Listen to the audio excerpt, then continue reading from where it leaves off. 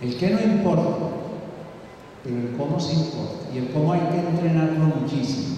No es lo mismo decir, bueno, yo pinté una cara y todo el mundo dice cara y sabe que es cara. Pero ¿cómo quedó hecho? Ese es el pintor.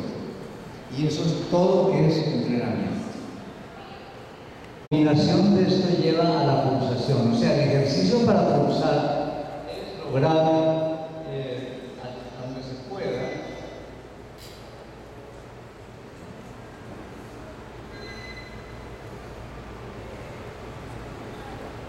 Pero ordenados uno tras otro, no al azar.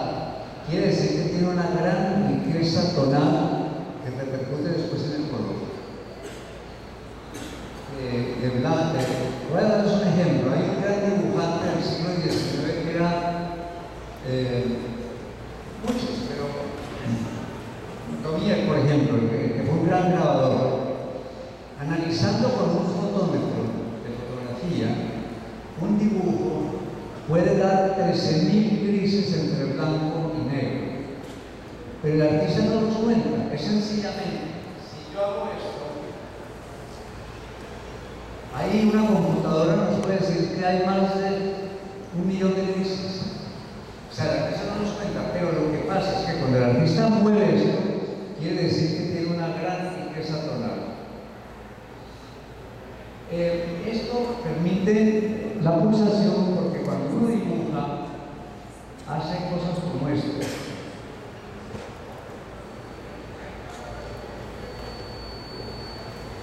Ustedes notarán que hay partes que se ven y partes que casi no se ven. Empieza ya la mano a sentir una dimensión que ya no es la de la lectura del objeto, sino que alude ya a la sensibilidad del artista. Otro ejemplo, me lo decía Marta Traba, que fue mi gran amiga. Dos pintores pintan una manzana y uno mira la manzana.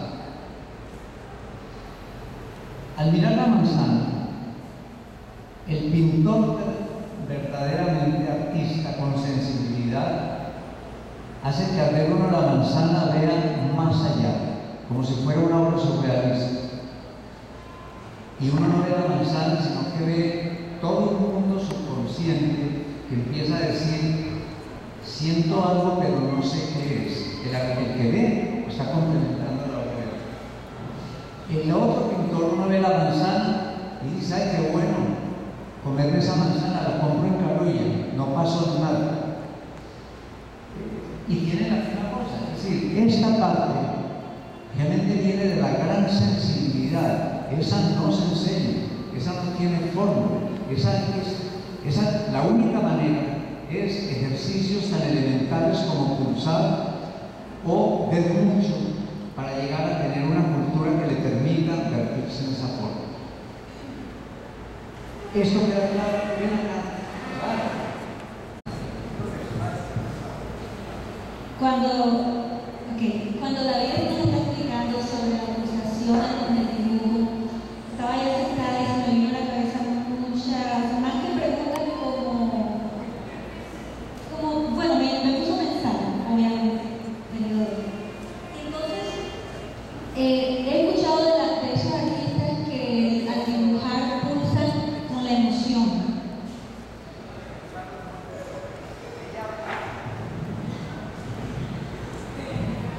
Y ella dice una cosa muy interesante que quiero aclarar. Ella habla de la emoción, claro. El cabello no lo mencioné, ella me está complementando. Resulta que el artista que no tenga esa parte de emoción que empuje la sensibilidad no va a lograr nada.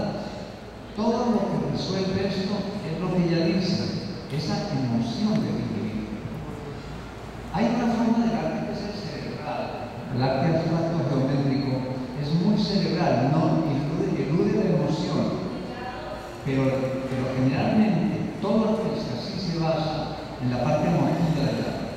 Y esto Ingrid ha dicho, fíjense que yo no lo había dicho y ella me está ayudando a darle una respuesta más a lo que ustedes tal vez de pronto no han entendido muy bien. Si quieres, sigue.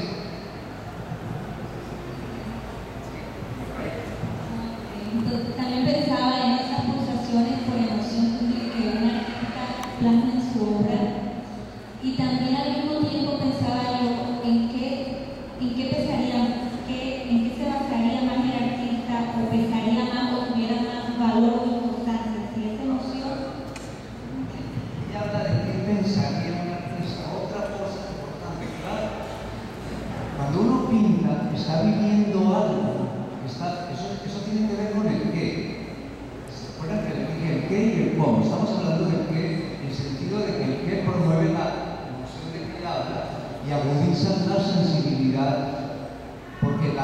la llamada pulsación, desde el punto de vista teórico no sirve de nada.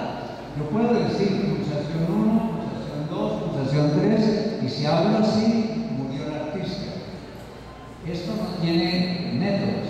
Entonces ella habla de primero la emoción y habla de esos vivos, y luego dice aplicar el paisaje. Vamos a una cosa. Sí, al momento, o sea, el artista debería como poner en una balanza o darle mayor prioridad o importancia o llevarse más promoción para que quede firmada su obra o llevarse más por decencia, como debería ser exacto.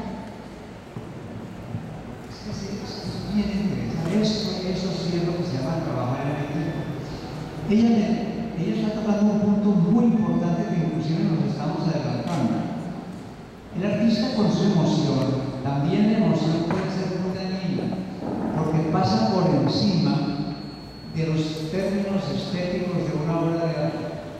Y por emoción o por aporte de cosas, empieza a adornar lo que no necesita el adorno. Y hace de su trabajo una extravagancia, así de sencillo, porque se le va la mano. Entonces, el individuo que estudiaba en muchos aspectos, que tiene una gran cultura visual, sabe hasta dónde acierta. Si yo logro un acierto, ya no lo repito acá. Y es muy difícil. Uno cuando hace algo que le gustó, quiere repetirlo, y ahí tumba el cuadro. Eso es más o menos un resumen. Hay mucho más en lo que ella está el cuadro y está el que ve. El que ve es la parte de. Si Picasso decía, si la gente no recibe mi mensaje, la culpa no es de la gente, es mía. Entonces, ahí está la clave del aula. Ahora, el otro que no tiene ese, ¿cómo se dice? Esa alma de artista. El duende, ¿no? Pero ese duende sí, yo me imagino que aquí todos tienen duende. ¿Hay alguno que no tenga duende? No. Venga, pues. Venga.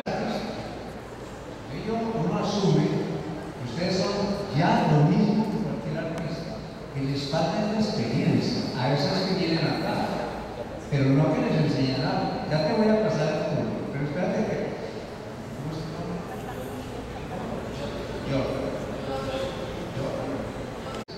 Uno estudiando arte dice, y le voy a hacer, yo a esto le meto chiste porque si no le ponemos un poco de humor se vuelve muy trascendente.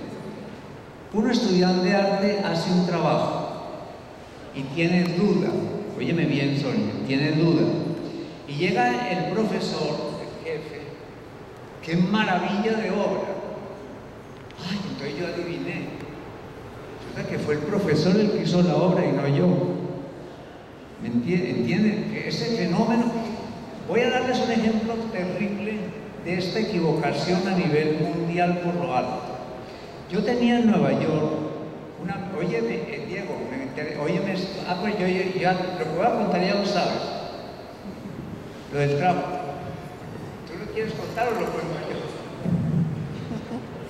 Yo tenía un amigo, un gran pintor internacional que se llama Antonio Fernández Muro, español, ciudadano argentino, casado con una mujer, una gran pintora. Pónganle cuidado a esto para que no se vayan a dejar nunca manejar.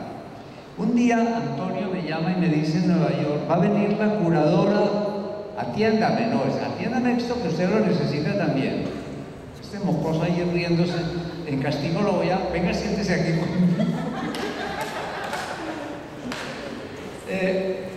Me llama y me dice, va a venir la curadora del Museo de Arte Moderno. Un curador en un museo es el que escoge la obra que va a llevar al museo. Entonces, pues va a haber una emoción tremenda. Y te quiero invitar. Me invitó a mí, invitó a José Luis Cuevas de México y a otros artistas. Llegó la señora se llamaba Dorothy Miller. Antonio pintaba en papel de aluminio, hacía impresiones en las tapas de la calle de Nueva York, las ponía en un lienzo, ponía pintura al óleo y luego limpiaba con un trapo y eso queda una maravilla. una maravilla entre comillas, no les... Cuidado que usamos esa receta porque... Pero de todas maneras le quedaba bien. Ya. Él hizo eso. Bueno, y el trapo con que limpiaba lo colocaba a un lado. Llegó la señora, yo estaba allí, soy testigo. El cuadro estaba acá y el trapo acá. Y la señora, cuando vio el trapo, ¡qué maravilla! ¡Qué genio! Que es porque esa terminología que es tan peligrosa, Diego. Porque el que no tiene la razón, pero conoce terminología, puede engañar a los demás. ¡Qué expresión! ¡Qué espontaneidad! ¡Qué acto conceptual! Es una instalación, el trapo colgado, y el cuadro no lo miraba. Antonio se pegó tan desconcertado que quedó haciendo trapos. Esto, en la vida uno, estas experiencias lo van volviendo muy receloso de esa gente que dirige el arte a nivel mundial. Ahora, lo bueno y lo malo van juntos, eso se lo decía yo a Diego Guerrero. Y él le toca, en la responsabilidad del periódico más importante del país, a ver cómo va a manejar ese problema de cómo saber estar con lo bueno y con lo malo. A veces es muy difícil. Ya, ven para acá. De manera que respondo un poco esto.